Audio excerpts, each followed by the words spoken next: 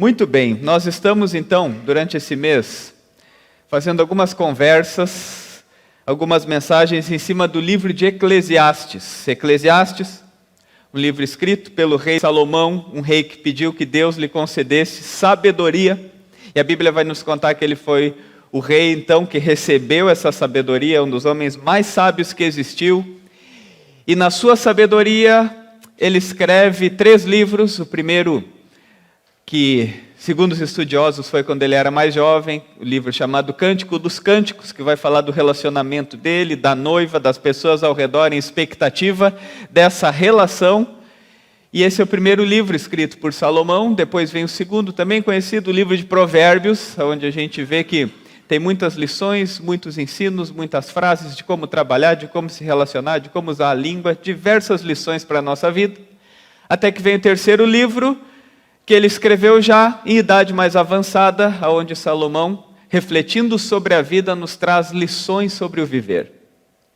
É interessante que um arqueólogo, teólogo, chamado Rodrigo Silva, que talvez você já ouviu falar, ele é um estudioso da cultura hebraica, da cultura onde o Antigo Testamento, por exemplo, foi escrito, onde o povo de Deus habitava. Ele dizia que os livros sapienciais que nós lemos na Bíblia, que é um bloco onde se encontra Eclesiastes, esses livros chamados livros de sabedoria, são livros que eles tinham um sentido poético, um sentido artístico na maneira que eram escritas. Nós podemos perceber isso facilmente nos Salmos.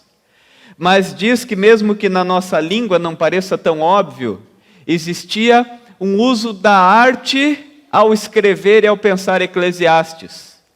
Mas diferente da arte que nos emociona, que nos toca, que mexe na nossa cultura, na cultura de Eclesiastes, a arte, na cultura bíblica hebraica, a arte tinha como objetivo ajudar as pessoas, que muitas vezes eram iletradas, a aprender, a decorar, a não esquecer de mensagens que elas precisavam levar para a vida. Eu quero que a partir disso a gente pense no que a gente vai ouvir hoje. Eclesiastes, entre os objetivos que foi escrito como uma maneira de um texto que você deve aprender, que você tem que tentar fixar como lições que você não deve esquecer para a sua vida. E aí chegamos em Eclesiastes 3, onde vamos falar sobre o tempo. E antes de mais nada, eu quero fazer a leitura do Eclesiastes 3, 1 a 11. Quem tiver a sua Bíblia e quiser acompanhar, também vai ser projetado na tela, Eclesiastes capítulo 3, versículo 1 a 11. O título é do rei Salomão e ele diz: há tempo para tudo. E ele vai dizer assim: para tudo há uma ocasião certa, há um tempo certo para cada propósito debaixo do céu. Tempo de nascer e tempo de morrer. Tempo de plantar e tempo de arrancar o que se plantou. Tempo de matar e tempo de curar. Tempo de derrubar e tempo de construir. Tempo de chorar e tempo de rir. Tempo de prantear e tempo de dançar. Tempo de espalhar pedras e tempo de ajuntá-las. Tempo de abraçar e tempo de se conter. Tempo de procurar e tempo de desistir. Tempo de guardar e tempo de jogar fora. Tempo de rasgar e tempo de costurar. Tempo de calar e tempo de falar. Tempo de amar e tempo de odiar. Tempo de lutar e tempo de viver em paz. O que ganha o trabalhador com todo o seu esforço. Tenho visto o fardo que Deus impôs aos homens. Ele fez tudo apropriado ao seu tempo. Também pôs no coração do homem o anseio pela eternidade. Mesmo assim, o homem não consegue compreender inteiramente o que Deus fez. Até aqui, palavra do Senhor.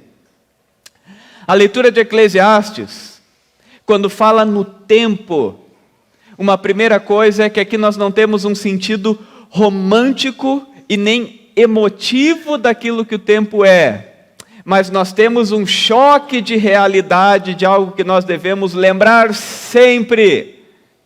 Que o tempo, ele não é nem romântico, ele não é emotivo, mas ele é concreto, ele é real, ele é o tempo que nós existimos. E na nossa vida a gente descobre o quanto é preciosa essa dinâmica do tempo, mas ao mesmo tempo o quanto é dolorosa essa dinâmica do tempo. Daniel comentou das cucas aqui, né, que eu não filmei ele. Na verdade, o Daniel estava me ajudando, segurando a luz ali para filmar, né, Daniel? Brincadeira, ele estava comendo... não estava comendo cuca, não, estava ajudando. Trabalhou bastante. Se a cuca ficou cortada no centímetro certo, foi trabalho do Daniel, tá? Mas ontem nas cucas aconteceu uma história que fez eu pensar sobre o tempo. Eu estava ajudando nas reservas e a Manuela, minha filha, que está com 13, estava vendendo os cartões ali, estava fazendo pagamento, aceitando pagamento, estava conferindo. E uma senhora que veio comprar, falou da cuca que estava voltando, ela disse, 2 rapazes bem jovens me atenderam aí, uma mocinha e um rapaz de barba. E daí eu fiquei feliz com a notícia, né, de que ela achou que eu e a Manu, nós éramos 2 jovens ali. Mas ao mesmo tempo eu fiquei pensando, olha como é o tempo, a Manu com 13 anos achou o máximo que ela era uma jovem, por outros motivos do que eu. Quando falaram que eu era jovem, eu pensei, que bom que ainda me acham jovem, né? Mas o tempo ele tem essa dinâmica na nossa vida que às vezes a gente deseja que chegue em alguns momentos. Momento da juventude. Quando a gente é criança, a gente quer ser adulto. E quando a gente vira adulto, muitas vezes vira um crianção. Fica com desejo de reviver e um certo saudosismo com aquilo que viveu. Porque nós não temos habilidade suficiente para lidar com a dinâmica do tempo. E se você perceber, o tempo é o nosso bem mais precioso e ao mesmo tempo ele é desafiador, porque nós não sabemos muito como lidar com ele. Uma outra coisa para a nossa reflexão que eu gostaria de nesse início colocar como uma base para a gente pensar. Certa vez um sábio estava ensinando o seu aprendiz sobre a vida. Ele se dedicava muito por aquele rapaz e via que era um rapaz muito intenso na vida, que tinha muito desejo de amar a Deus, que tinha muito desejo de encontrar a felicidade, que queria muito dar certo na vida, que queria muito ver a sua vida bem, mas era um rapaz muito intenso, muito emocional. Então ele vivia a vida num grau de intensidade muito forte, que animava, desanimava, amava, não sabia se Deus existia, mas queria. E esse sábio, que amava muito esse jovem aprendiz, quando viu que estava chegando perto da vida, preparou 2 envelopes. E disse, eu quero deixar 2 envelopes para você, e você vai prometer para mim que você não vai abri-lo, enquanto não chegar o momento que eu falar, que vai estar escrito na descrição do envelope. Primeiro dele, ele escreveu assim, esse envelope você vai abrir, quando você achar que você chegou no momento mais feliz da sua vida.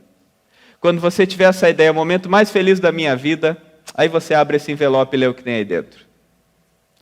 Bom, o segundo envelope tinha escrito assim, esse envelope você só vai abrir se algum dia você chegar no momento que você entende, é o momento mais terrível e difícil da minha vida.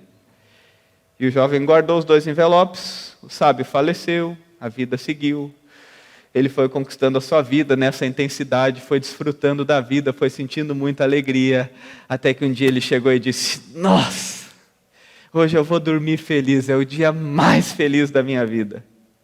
E quando ele deitou a cabeça no travesseiro, ele lembrou do envelope, ele levantou e foi lá e pegou o envelope do sábio.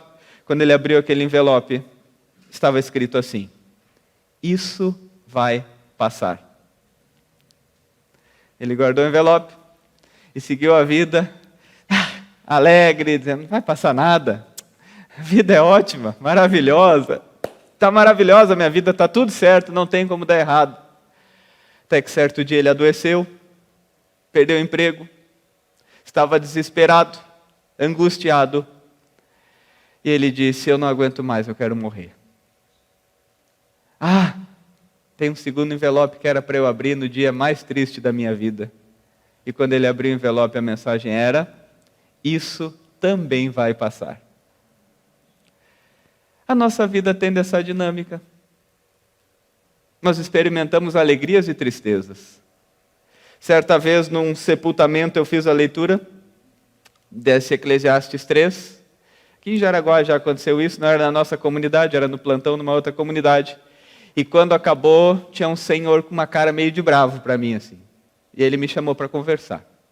Ele disse, pastor, eu não acredito que na Bíblia Deus fala dessas coisas, de tanta coisa ruim. Deus fala em matar, Deus fala em guerra, Deus fala em deixar de abraçar. Eu não acredito que tem tanta coisa ruim que Deus fala e que aparece na Bíblia. Eu disse para ele: meu Senhor, na sua vida você já teve tempo de entender o que é o ódio? Ele disse: já. Na sua vida o Senhor já teve tempo em que deixou de abraçar alguém? Ele disse: já. Na sua vida já teve tempo em que você ficou quieto, sem falar? Já. Eu disse: pois é, a Bíblia fala da minha e da sua vida e de como ela acontece. E Eclesiastes nos traz essa dinâmica entre aquelas coisas boas que a gente nunca quer que passem e aquelas ruins que nos aliviam quando a gente sabe que passa. Salomão, então, quando ele escreve Eclesiastes, ele está nos falando sobre o presente do tempo nessa dinâmica da vida que eu e você experimentamos. E a gente lê esse texto e a gente percebe nesse texto que a gente já experimentou o que há de bom e o que há de ruim. Você entende o que é amar e você entende o que é odiar. Você entende o que é viver em paz e você entende o que é lutar. Você entende, por exemplo, o que é plantar e arrancar o que se plantou. Você entende o que é tempo de nascer. E quem sabe você celebrou com tanta alegria tantos nascimentos, tanta vida, tantos aniversários. Mas você também entende o que é tempo de morrer. E talvez já derramou muita lágrima por pessoas que se foram. A dinâmica da vida que nós precisamos aprender com Eclesiastes. A dinâmica do tempo que Eclesiastes nos ensina. E Agostinho de Hipona, ele vai nos ensinar algumas verdades que eu gostaria de compartilhar com você, que é muito interessante sobre a reflexão que ele faz com o tempo, para a gente pensar no tempo. Ele diz: o tempo é criação de Deus e existe no espírito humano, porque é nele que se encontram o passado, o presente e o futuro. Então ele diz: Deus criou o tempo e ele existe em nós com 3 dimensões: passado, presente e futuro. E com isso ele diz que eu e você vivemos o nosso tempo com 3 tempos de presente. Aquele que é o presente do passado, que é o que nós vivemos hoje, mas que nos lembra do ontem, que é a memória. E talvez quando eu falei tempo de muita alegria, você viveu o tempo presente resgatando memórias de tempos alegres e felizes que você viveu. Mas também, quem sabe, quando eu falei do tempo de morrer, você resgatou a memória, a saudade de alguém que você ama e que você teve que se despedir. Ou tantas outras dimensões desses tempos em que a gente não queria que acontecesse, que a gente viu aqui. E ele diz o tempo do presente, que é o que nós estamos vivendo agora, o momento que nós estamos vivenciando, que é intuição. Aquilo que nós estamos sentindo, vivendo, entendendo, esse é o tempo que eu vivo. E o tempo do futuro, que é espera, expectativa daquilo que virá. E não precisa ser espera sempre em grandes expectativas da nossa vida, mas simplesmente de entender que nós vivemos o nosso tempo dessa maneira. Carregando o que já passou, vivendo agora e projetando para amanhã. E aqui eu preciso fazer uma pergunta para mim e para você, diante dessa dinâmica de um tempo que nós vivemos, de coisas que nós já experimentamos e daquilo que vamos experimentar. O quanto você tem entendido que o tempo é um presente para a tua vida que você não pode jogar fora? O filósofo Sêneca, ao refletir sobre o tempo, ele diz assim: apressa-te a viver bem e pensa que cada dia é por si só uma vida. Nós deveríamos ter uma urgência em entender, em colocar na nossa vida os elementos de dizer: eu aproveito e vivo bem o meu tempo no agora. Eu aproveito e vivo meu tempo bem no hoje. Eu quero pensar, eu quero entender essa dinâmica de viver bem a cada dia por saber o tempo presente, o tempo intuição é o único tempo que eu tenho para realmente viver e desfrutar do tempo. Se tem um tempo que eu não posso perder é pensar o que eu estou fazendo com a minha vida agora. Como eu lido com o meu tempo agora, como eu lido com meus relacionamentos agora. E de certa maneira, por causa dessa nossa trapalheira que é essa nossa vida humana pecaminosa, a gente sempre lida com o tempo aprisionado no passado, saudoso no passado, amargurado no presente e deixando para depois. Nós bagunçamos a memória porque nós queremos reviver o que passou. Nós bagunçamos a intuição porque nós estamos deixando para depois e nós bagunçamos a espera, porque a nossa espera nunca chega, que é sempre uma expectativa irreal do que é a vida, e nós não conseguimos lidar com essa sabedoria, muitas vezes, que Salomão nos ensina. A gente sempre pensa que vai ter tempo, até que a gente não tem mais. Eu ainda estava contando para o Daniel ali do início do culto. Estava ouvindo uma mensagem do Cortella que ele diz que a dinâmica do tempo é cruel. Nós, seres humanos brasileiros, temos média de vida de 75 anos. E quem viver 75 anos vai passar 25 anos dormindo. Você sabia disso? E aí a gente diz, que coisa boa, dormir bastante hoje, né? A gente está mais um pouquinho dormindo da nossa vida, às vezes a gente diz, coisa boa, vou dormir até me acabar. Passei fim de semana dormindo. De 25 anos, de 75 anos, 25 anos nós vamos passar dormindo. E ele diz, e nessa dinâmica da vida, dos 25 anos que a gente passa, os primeiros 25 a gente vai construindo nossas emoções, nosso intelecto, nossa formação, nossa maturidade. Dos 25 aos 50, a gente era para desfrutar da maturidade e do alto da vida. E depois a gente começa a lidar com essa maturidade de saber que o nosso tempo já é mais breve.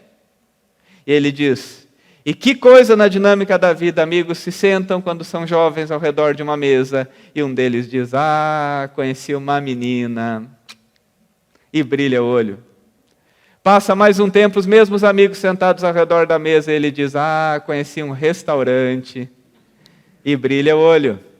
Passa mais um tempo, eles estão sentados ao redor da mesa, e ele diz, conheci um médico, e brilha o olho. A gente sempre brilha o olho, mas vai mudando os personagens. E quando a gente percebe, a vida passou.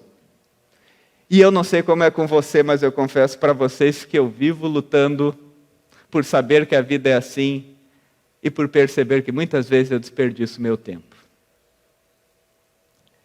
Eu vivo lutando para tentar, quem sabe, criar imagens perfeitas daquilo que às vezes eu espero, só que a vida real tem um grau de imperfeição, um grau de incompletude.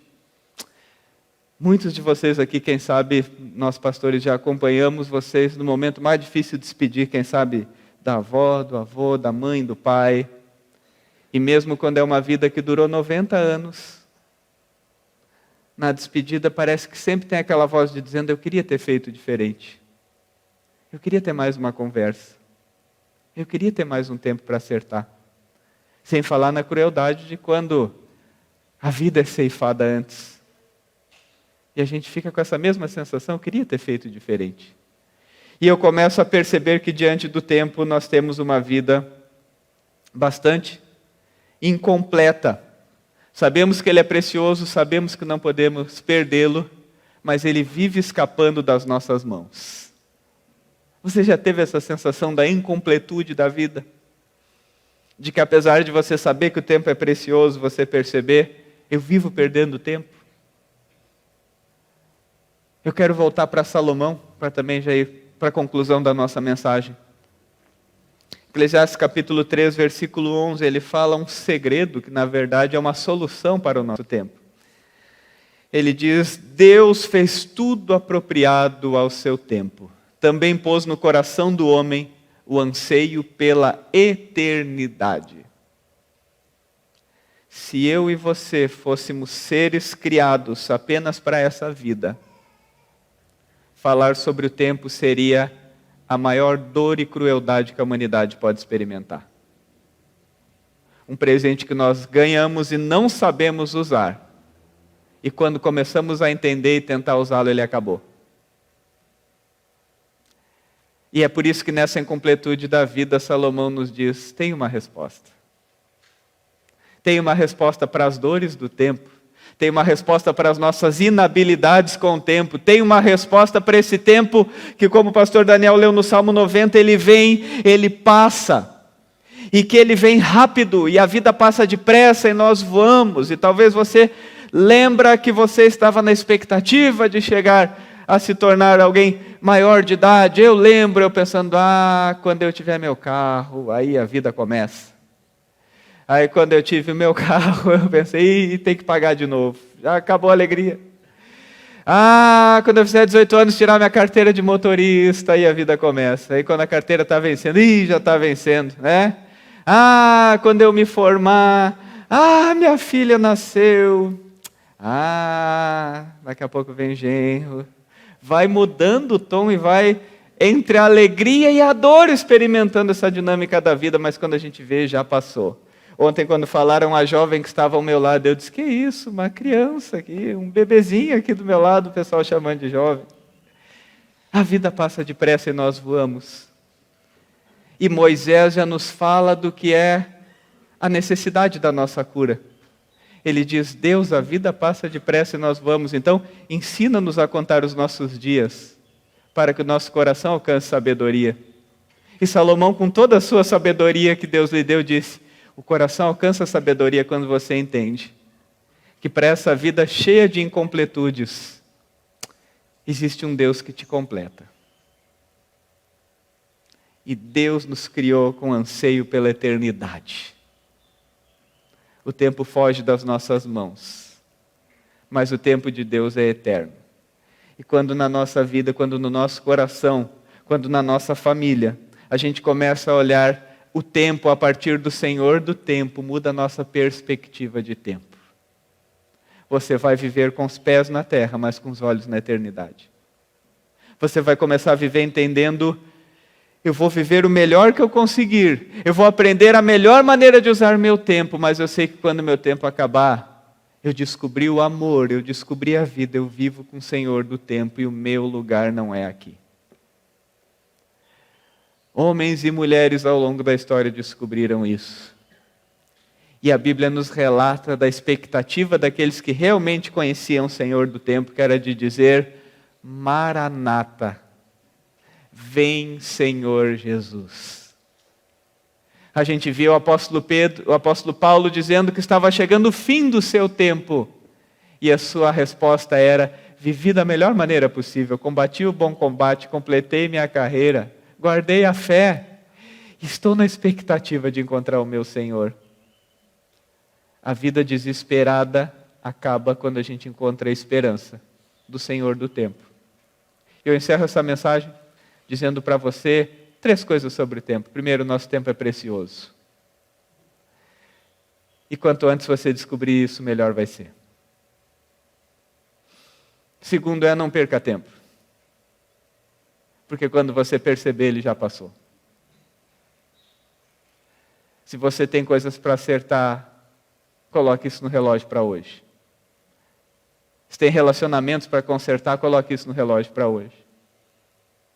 Se tem que se aproximar mais de Deus, coloque isso no relógio para hoje.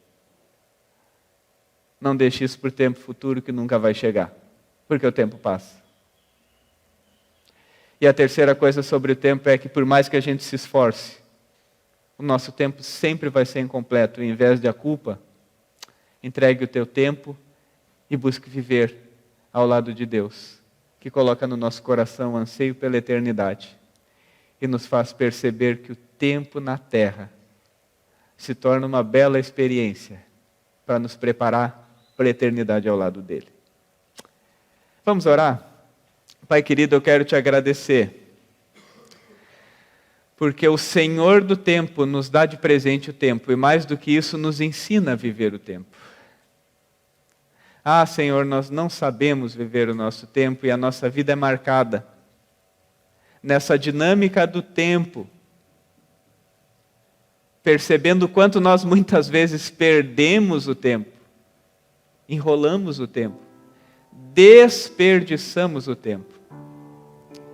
Na incompletude da vida, tem esse sinal de esperança, de lembrança e, na verdade, esse alarme para a única verdade da vida. Que nesse nosso coração confuso, ingrato, que desperdiça tempo, o Senhor coloca dentro de nós o anseio pela eternidade. Por isso, Senhor, que em nome de Jesus, no tempo de agora, a gente busque a Tua presença, a gente entregue o nosso tempo para Ti, a gente viva contigo no tempo que nós temos, para saber que quando o tempo aqui acabar, nós não estamos perdendo tempo, mas estamos indo para a eternidade ao teu lado. Obrigado porque o Senhor Jesus Cristo, no tempo que esteve na terra, transformou o nosso tempo nos céus. E agora, olhar para o passado traz lembranças, olhar para o presente é um desafio, e olhar para o futuro é olhar para Ti e a esperança que encontramos em Ti. Nos ajuda a lidar bem com o nosso tempo e usá-lo da melhor maneira. Pedimos e oramos em nome de Jesus. Amém.